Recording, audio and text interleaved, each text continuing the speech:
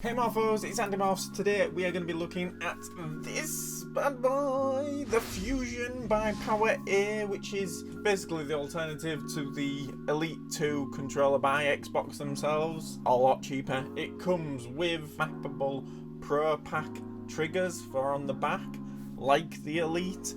It also has three-way trigger locks and swappable parts, very similar to the Elite 2. Anyway, should we unbox it? Yes. I took off the little plastic things because it takes me forever to take them off, and I thought that might be embarrassing, so I just took them off. Okay, I took them off.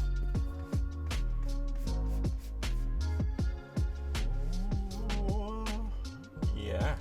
With this, you get a case, like the Elite 2 controller. But, again, Elite 2 controller comes in at triple the price, if not more. The case is solid. I actually just thought that was a handle, but it's not. It's just a case, so you don't get a handle with it. Just FYI. Open it up, and I'm hoping nothing falls out because that would be bad. Oh. I can't hit my head. Right.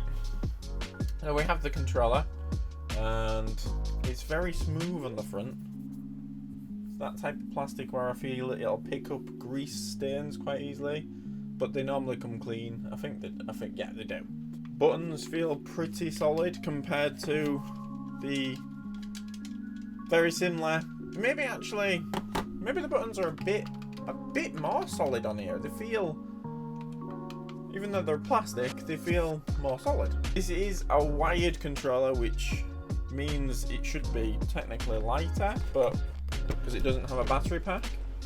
However, I'd say this one is slightly heavier without a battery pack. We have the little clip that comes off on the back, which then allows you to add the triggers. You pin there that connects it. I did think originally that you'd be able to maybe map, because obviously this is also for the Xbox One and originally designed for the Xbox One, even though it does work with the Xbox Series X. It doesn't come with the share button, which is slightly annoying. However, I did think you'd be able to map that, but you can't, because you can only map buttons that are actually already existing on here, as far as I'm aware. If I'm wrong, please let me know. And these are the triggers that come on the back. Now these, I've seen others like this.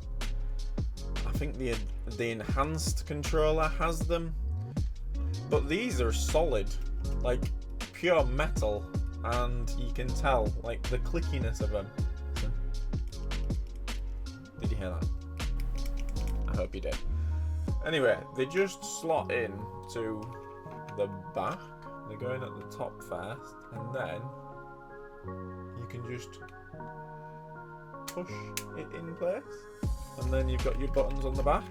Again, really solid. They feel more accessible here than having to go up here to do it, which for my hands especially, the back triggers are really what sold this to me, and I think they're worthwhile. The grip on the back is okay. It doesn't make the same sound as the grip on the Xbox Series X controller, which apparently is better than the Xbox One controller because that doesn't have a grip at all.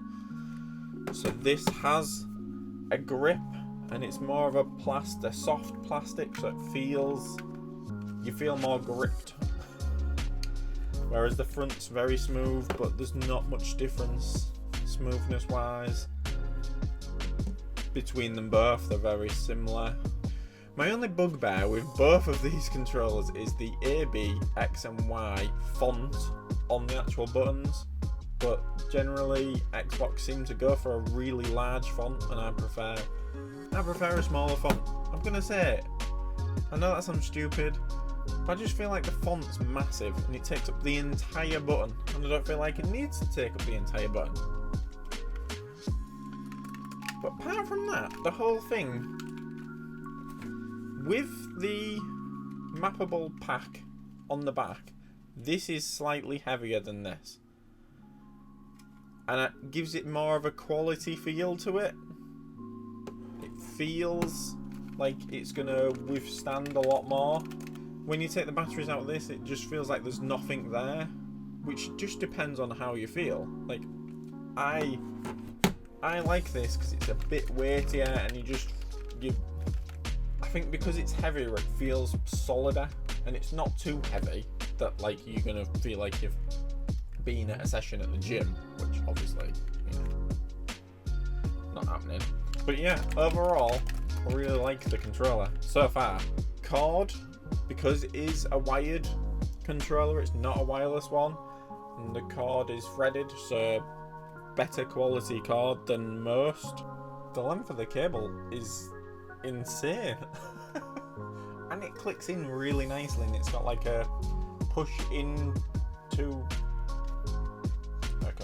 and it's got a push in to release, which means it's not going anywhere, because that was difficult to get out. The reason I bought them was for this. I do like the fact that you can swap take these off. So if you only want to use 3 triggers or 2 triggers, you can take them off on either side, which is quite a cool thing, and they can all just clip back in, which is just awesome.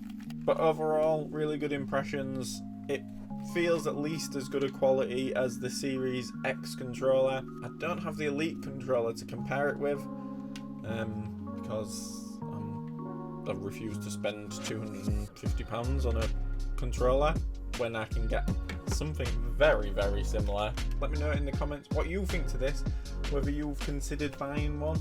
I would say it's probably worth picking up if you don't want to spend a ridiculous amount of money on a controller that does very similar job to the top Elite 2 controllers. If you like this video, please give us a like. If you are new to the channel, please consider subscribing. There'll be more stuff like this coming up. Thanks for watching, guys, and we'll catch you in the next one. Goodbye.